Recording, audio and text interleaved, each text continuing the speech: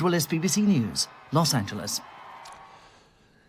Gun control is a major issue in the presidential campaign. Joe Biden wants it tightened. The mass shooting of 17 students at a school in Florida 2 years ago sparked a generation that hadn't been heard before. As Nomi Iqbal reports, to get their message across in this election, they're using shock tactics with a voice from the recent past. Yo, it's me. It's Guac. A voice from beyond the grave. I've been gone for 2 years and nothing's changed, bro. Joaquin Oliver was murdered at his school in Parkland. He's been brought to life by virtual reality. Vote for people not getting shot, bro.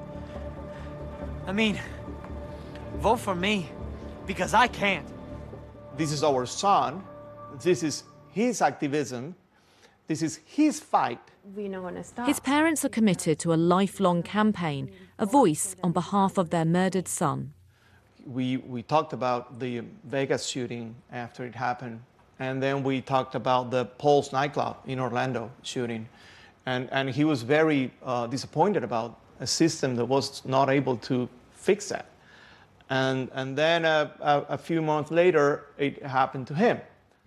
17 people died that day in one of the most devastating school shootings in America. But in this election season, if you travel across states like Florida and beyond, you find passion about guns and the right to own one still run high.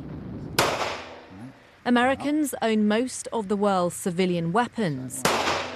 The right to keep and bear arms is protected by the Constitution in the Second Amendment. It's a higher capacity shotgun. And guns are big business. With COVID coming about, we had a very, very significant increase of sales. Then we had the civil unrest, so that increased sales. Now we have election, which kind of keeps the fire burning. They enjoy it as a hobby. It's like golf or tennis. We spend a lot of money on toys that we play with. We not necessarily mean any harm. And like the rest of America, President Trump and Joe Biden couldn't be further apart when it comes to gun control.